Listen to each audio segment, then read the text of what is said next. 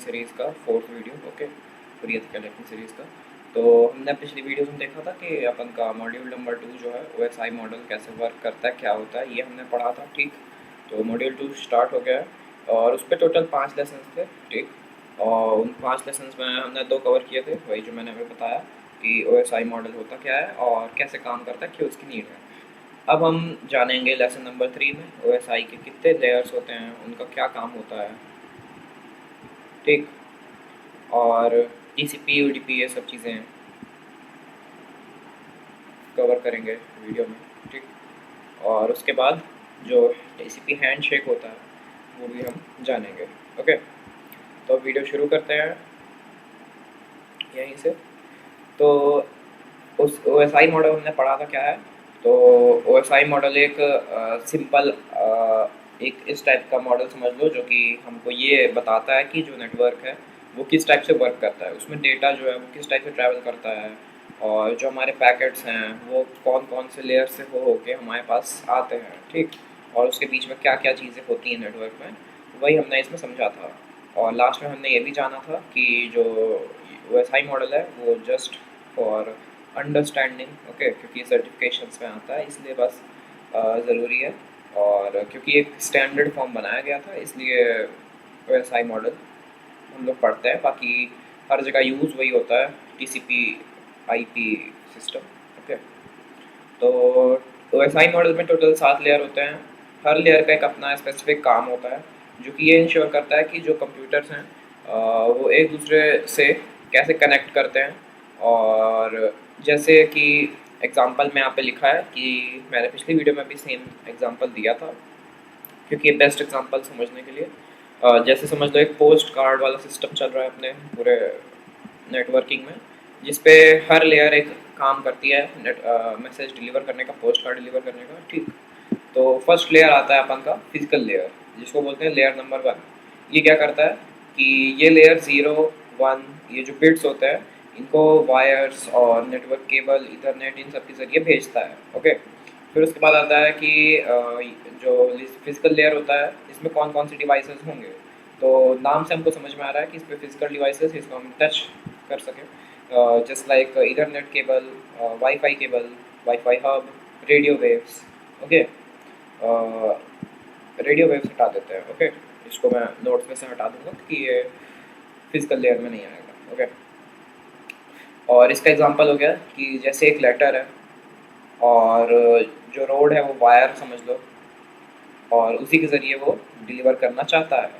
जो हमारा लेटर है वो बिट्स है 0 और 1, वो हमारे मैसेज हो गए। और जो रोड है वो है वायर, मतलब कि फिजिकल लेयर, एक इथरनेट केबल हो सकता है, एक वाईफाई हब हो सकता है वो। ओके, राउटर हो सकता है। फिर आता है second layer, data link layer. ये क्या करता है कि दोनों डेटा जो भी डिवाइसेस जो आपस में कनेक्ट हो रहे हैं उनके बीच जो डेटा जा रहा है, पूरा ट्रांसपोर्टेशन हो रहा है, उनके जो फ्रेम्स हैं उनको मैच करने का काम करता है। कि जो जैसे हमने पिछली वीडियोस में पढ़ा था HTTP इन सब स्कैनिंग के बारे में, DNS आउटपुट्स के बारे में। तो उसमें क्या रहता है कि जब हम कोई स्कैनिंग या फिर वेबसाइट के अंदर की इंफॉर्मेशन जब ढूंढते हैं तो हमको एक आउटपुट मिलता है, और उस आउटपुट में just like a wire shark में क्या रहता है कि जो भी हमको नेटवर्क में आउटपुट मिलता है, ओके, तो उस पर हमको बहुत सारे फ्रेम्स मिलते हैं। ओके, उन फ्रेम्स में ये बताया रहता है कि ये जो डेटा है ये कहाँ से कहाँ ट्रैवल कर रहा है। उसको डिकोड करना पड़ता है क्योंकि वो हेक्स कोड या फिर बिट्स के फॉर्म में रहता है। ओके, तो इसका डेटा लिंक का यही काम है कि उनको जो फ्रेम्स हैं उनको चेक करने का काम करता है, किससे, मैक एड्रेस से। इस पे डिवाइसेस कौन कौन से यूज़ होते हैं, स्विच वही जो मैंने बताया था पिछली वीडियो में, राउटर के। ठीक, या फिर नेटवर्क इंटरफेस कार्ड, वाईफाई कह लो। ठीक, ARP नेटवर्क और इथरनेट, ये सब इस पे यूज़ होते हैं। एग्जांपल जैसे कि घर का एक कोई घर नंबर है, फ्लैट नंबर है, तो हमको उस लेटर में लिखना है, मैसेज में वो जो पोस्ट कार्ड का रहता है ना उस पर लिखना पड़ता है एड्रेस कि इसको किस आदमी तक और किस घर में डिलीवर करना है। तो वही वो क्या है, वो डेटा लिंक लेयर है। हम उस पर मैक एड्रेस डाल के एक physical address for the network, okay, MAC address डाल के हम उसको ये बता रहे हैं कि इस डिवाइस तक ये डिलीवर करना है, मतलब कि ये जो हमारा पूरा डेटा जा रहा है, मतलब कि पोस्ट कार्ड, वो इस घर तक पहुंचाना है। किससे पहुंचाना है? फर्स्ट लेयर से, जो कि कौन सी? Physical layer. फिजिकल लेयर को रोड समझ लो। ओके। थर्ड लेयर हमारी आती है नेटवर्क लेयर। इसका क्या काम रहता है कि जो डेटा होता है नेटवर्क के अक्रॉस, वो उसके लिए वो बेस्ट एक रास्ता, पाथ, उसको राउटिंग करने का काम बेसिकली वही करती है। तो सेम चीज़ मैंने पिछली वीडियो में अच्छे से आपको कवर करके समझाई थी। तो अब आपका है कि आपको कौन सी वीडियो में अच्छे से समझ में आता है, तो आप देख सकते हो। ओके।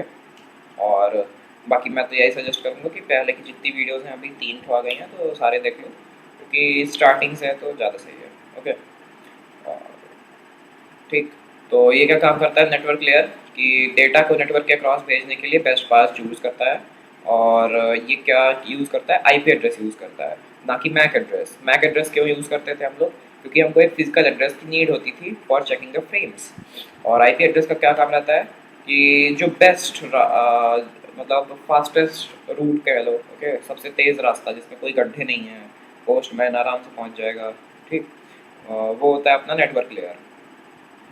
जैसे एग्जांपल इसके हो गए routers, IP address, ICMP network, ARP network, ठीक। ये सब अभी हम लोग आगे पढ़ेंगे। आईसीएमपी, एआरपी कुछ वीडियोस में हमने पहले भी कवर किया है, जैसे एआर पिंग में और ICMP request for the website, इन सब में हमने पढ़ा है, ठीक। वो और एग्जांपल में हो गया कि वही जो मैंने बताया अभी, कि जीपीएस समझ लो नेटवर्क लेयर, जो कि सबसे शॉर्टेस्ट पाथ सजेस्ट करेगा, जिसमें सबसे कम पेट्रोल यूज़ हो। ओके। तो यही समझ लो नेटवर्क लेयर का काम है। फिर आता है ट्रांसपोर्टेशन लेयर। तो ट्रांसपोर्टेशन का क्या काम है? नाम से समझ में आ रहा है कि डेटा को ट्रांसपोर्ट करता है, पर किस वे में ट्रांसपोर्ट करता है? छोटे छोटे टुकड़ों में डिवाइड करके। ऐसा क्यों करता है? ताकि बिना एरर के और सही तरीके से जो डेटा है वो आराम से पहुंच सके, ठीक। इस पे कुछ प्रोटोकॉल्स यूज़ होते हैं, जो है टीसीपी यूडीपी, जो कि हम जस्ट इसके बाद पढ़ेंगे लेसन नंबर 4 में। और इसके एग्जांपल हैं कि जैसे कोरियर सर्विस के साथ ट्रैकिंग यूज़ कर रहे हो, तो वो हो गई टीसीपी, क्योंकि वो फास्ट और सेफ है। और बिना ट्रैकिंग वाले जो इंडिया पोस्ट होता है ना, जो जिसको मालूम नहीं रहता है 1 महीने में आ रहा है, कहाँ पे है, क्या है, और आप रिसीव नहीं किए तो वापस रिटर्न हो जाता है, वो क्या हो गया? यूडीपी। मतलब कि वो पहुँच तो सकता है, उसकी कैपेबिलिटी है फास्ट पहुँचने की, पर वो इतना सेफ और सिक्योर नहीं रहता है। हमको मालूम नहीं कि वो कहाँ जा रहा है, कब आएगा, ये सब चीज़ें, ठीक। यही काम किसका रहता है? ट्रांसपोर्टेशन लेयर का। फिर सेशन लेयर। तो इसके नाम से समझ में आ रहा है कि ये सेशन को मैनेज करता है, कन्वर्सेशन को मैनेज करता है। जैसे कि कोई जूम मीटिंग हो गई, तो वो आप कॉल में हो, ठीक, तो मतलब आपका सेशन जो है वो अभी रनिंग में है, कंडीशन में है, रनिंग कंडीशन में, मतलब चल रहा है, अभी आप कनेक्ट हो जूम सर्वर से। और जैसे ही आप कॉल को एंड करोगे, तो जो सेशन है हमारा वो बंद हो जाता है। तो सेशन लेयर क्या बताता है? ऊपर के लेयर्स को, इसके जस्ट ऊपर जो थे सारे, ओके, इन 4 लेयर्स को ये काम बताता है कि अभी जो डिवाइस है वो सेशन में है, मतलब कनेक्ट है, जिसको हमको डेटा भेजना है, वो डिवाइस अभी कनेक्ट है कि नहीं कनेक्ट है। ये काम कौन बताता है? Session layer. तो ये इतने सारे लेयर है, तो ये लगता होगा ना कि यार बहुत टाइम लग रहा है इसमें, पर ऐसा है नहीं, वो जल्दी जल्दी सब हो जाता है। ओके। और the understanding we are learning in the long basis. Okay. फिर आता है प्रेजेंटेशन लेयर। इसका काम क्या रहता है? इसके नाम से समझ में आ रहा है, ये डेटा को इनक्रिप्ट करने का काम करता है, डिक्रिप्ट करने का, मेनली लैंग्वेज ट्रांसलेटर का ही काम करता है ये। मतलब कि एक ऐसे फॉर्मेट में बना देता है डेटा को, जो कि जो सामने वाला डिवाइस है वो उसके रीडेबल फॉर्म में हो, वो आराम से समझ सके कि जो सामने डिवाइस से डेटा आया है वो किस फॉर्म में है। Just like SSL, TLS, JPEG, MP4। SSL वही, जैसे ये हम वेबसाइट व्यू कर रहे हैं, इस पे ये जो दिख रहा है ना, ये प्राइवेसी मैनेजर का, तो ये क्या बता रहा है कि जो वेबसाइट हम व्यू कर रहे हैं सिक्योर है। हमको कैसे मालूम है? क्योंकि जो इस वेबसाइट का सर्वर है जिससे ये वेबसाइट लोड हुई है, उसने एक डेटा हमको भेजा है हमारी वेबसाइट, हमारे वेब ब्राउज़र के लिए मेनली, जो कि क्या है? SSL सर्टिफिकेट, मतलब कि सिक्योरिटी का एक सर्टिफिकेट है, जो कि ये बता रहा है कि वेबसाइट सिक्योर है। ओके। और वही जो हमारे डिवाइस के रीडेबल फॉर्म में हो, तो इसलिए जब हम वेबसाइट लोड करते हैं तो हमारे डिवाइस की इन्फॉर्मेशन जाती है कुछ कुछ, कि कौन सा ब्राउज़र यूज़ कर रहे हैं, ये सब बेसिकली। और फिर जो SSL सर्वर होता है वो ट्रांसलेट कर देता है उन सारी चीज़ों को, और हमारा डिवाइस उसको कन्वर्ट करके समझ सकता है। ओके, फिर आता है एप्लीकेशन लेयर, लास्ट लेयर हो गया ये। इसका बहुत सिंपल काम है, जो भी अभी तक नेटवर्क में सारी चीज़ें हुई वो यूज़र्स को ऐप के ज़रिए या फिर नेटवर्क सर्विसेज के ज़रिए दिखाता है विजुअल वे में। जैसे कि ये सब जो चीज़ें हमने अभी पढ़ी, ठीक, presentation layer, session layer, transportation layer, network layer, और फिर data link layer, physical layer, तो ये सब आके किससे जुड़ती हैं? एप्लीकेशन लेयर से। जब ये सब चीज़ें हो जाती हैं तो एप्लीकेशन लेयर में मतलब कि जैसे कोई ईमेल पढ़ रहा है, हमने ईमेल को जैसे ही सेंड बटन दबाया तो उसके बाद ये सब काम होंगे, ठीक। और लास्ट में हमको जो जिसको हमने भेजा है उसके एप्लीकेशन लेयर में मतलब ऐप में बेसिकली दिखाई देगा। इसके बहुत सारे एग्जांपल है, H T T P, F T P, S M T P मतलब for email, D N S domain name system. Okay, तो वैसे तो बहुत सारे हैं पर अभी बेसिकली चार्ट है, इन्हीं को अपन लोगों को अच्छे से याद कर लेना है क्योंकि ये आगे बहुत काम आएंगे। और लेसन 4 है फिर टीसीपी वर्सेस यूडीपी। तो टीसीपी का क्या काम रहता है? ये ट्रांसमिशन कंट्रोल प्रोटोकॉल इसका नाम है, फुल फॉर्म। ओके, तो जैसे कि हमने ऊपर पढ़ा कि टीसीपी फास्ट होता है, रिलायबल होता है, तो यही इसमें भी है कि जो टीसीपी होता है वो कनेक्शन बेस्ड प्रोटोकॉल है जो कि बहुत रिलायबल होता है। इस पर जो डेटा सेंड हो रहा है वो हमको इस चीज़ की गारंटी रहती है कि पूरा रिसीव होगा without any clutter. Okay, clutter मतलब कि बिना किसी एक्स्ट्रा दिक्कत के और बिना किसी एरर की बेसिकली। ओके, और हर पैकेट का डिलीवरी कंफर्मेशन रहता है, मतलब हमको ये मालूम है कि जहाँ से हम पोस्ट कार्ड भेज रहे हैं, पोस्ट कार्ड मतलब कि हमारा डेटा हो गया। Okay, in the form of packets. तो जो हमारा डेटा है पोस्ट कार्ड, तो हमको ये मालूम है कि उसकी डिलीवरी होगी, 100% कंफर्म है। तो ये ओके, ये कौन कंफर्म करवाता है? TCP network. और थोड़ा स्लो तो रहता है ये, पर ये बहुत एक्यूरेट होता है। ये किस में यूज़ होता है? मेनली हर जगह यूज़ होता है, जैसे कि H T T P, H T T P S में, और फाइल मैनेजमेंट सिस्टम्स में, और भी जगह यूज़ होता है for D N S and else. Okay, तो इसका एग्जांपल यही हो गया कि जैसे एक कुरियर सर्विस है, वो जो आपको ट्रैकिंग लिंक देता है, जैसे फ्लिपकार्ट में नहीं रहता है, हमको एक उस पर ई कार्ड की जस्ट लाइक कोड कोड मिलता है। ओके, तो उस कोड में क्या रहता है, कुछ इंफॉर्मेशन होती हैं, जब उनको वेबसाइट में डाला जाता है तो हमको मालूम रहता है कि हमारा प्रोडक्ट कभी कहाँ कहाँ पहुँचा। तो टीसीपी का काम यही रहता है कि ये सारी चीज़ें एक्यूरेट करता है, थोड़ा स्लो रहता है पर कंफर्मेशन रहता है कि ये जो हमारा डेटा है वो आएगा। फिर आता है यूडीपी, यूज़र डेटाग्राम प्रोटोकॉल। तो ये बहुत फास्ट होता है और एक कनेक्शन लेस प्रोटोकॉल है, मतलब इसको कनेक्शन की ज़रूरत नहीं होती। इसका मतलब ये नहीं कि बिना कनेक्ट किए डेटा भेज रहा है, मतलब कि जितने कनेक्शंस जस्ट लाइक टीसीपी में यूज़ हो रहे थे हमारे, कि टीसीपी हैंडशेक अभी हम जस्ट इसके आगे पढ़ेंगे। आई होप कि इसी वीडियो में कवर हो जाए तो अच्छा है। तो टीसीपी हैंडशेक में जैसे 3 फॉर्म में कनेक्शन होता है, तो यूडीपी में जस्ट एक बार कंफर्मेशन होता है और फास्ट रहता है ये, ठीक। डिलीवरी का कंफर्मेशन नहीं रहता है पर स्पीड जो होती है यूडीपी प्रोटोकॉल की वो बहुत फास्ट होती है। ये online games, video call, DNS, streaming, video streaming, और और भी जगह यूज़ होता है। स्ट्रीमिंग का मतलब ये नहीं कि अब हम नेटफ्लिक्स स्ट्रीम कर रहे हैं उसमें उस पर तो टीसीपी यूज़ होगा। स्ट्रीमिंग का मतलब कि हम अगर कोई डेटा मतलब क्लाउड में अपलोड कर रहे हैं, ओके, इन द नेटवर्क हम अपनी चीज़ें कोई दे रहे हैं, ठीक। और इसका एक फ़नी एग्जांपल कह लो, जैसे कि बिना कंफर्मेशन पैम्पलेट उड़ा रहे हैं हम लोग, पूरे मोहल्ले में दे रहे हैं, सबको फेंक दे रहे हैं, देखना होगा जिसको देखेगा, नहीं देखना नहीं देखेगा। तो सेम यही काम है कि यूडीपी कनेक्शन लेस है, तो कनेक्शन की इसको ज़रूरत नहीं होती, कुछ कंफर्म नहीं करता है ये, बस भेजता जाता है एकदम फुल स्पीड में। मतलब कि जो हमको पैम्पलेट मिले, डेटा मिला यूडीपी को, वो बस फेंक रहा है कहीं भी, जिसको उठाना उठा लो, हमको उससे ज़्यादा मतलब नहीं है, ठीक। अब इसका कंपैरिजन टेबल कि टीसीपी यूडीपी में कैसा है सिस्टम। तो फीचर्स वाइज कनेक्शन में टीसीपी जो है वो बहुत अच्छा होता है, ओके, क्योंकि इस पर हैंडशेक सिस्टम होता है, टीसीपी हैंडशेक, जो कि 3 वे कम्युनिकेशन मेंटेन करता है। और फिर जब कंफर्मेशन होता है तभी ये डेटा भेजता है। और सेम यूडीपी में कोई कनेक्शन की ज़रूरत नहीं होती, वो एक बार बस इंफॉर्मेशन भेजना शुरू कर देता है और जब ख़त्म हो जाता है बस रुक जाता है, बाकी यूज़र अपना देखता रहे, ठीक। रिलायबिलिटी में टीसीपी बहुत हाई रिलायबिलिटी है, इसके कंफर्मेशन रहता है कि जो डेटा गया है वो सेफ एंड सिक्योर रहेगा पर थोड़ा स्लो रहता है। ओके। और यूडीपी में रिलायबिलिटी कम होती है पर जो डेटा ट्रांसमिशन होता है वो बहुत फास्ट होता है।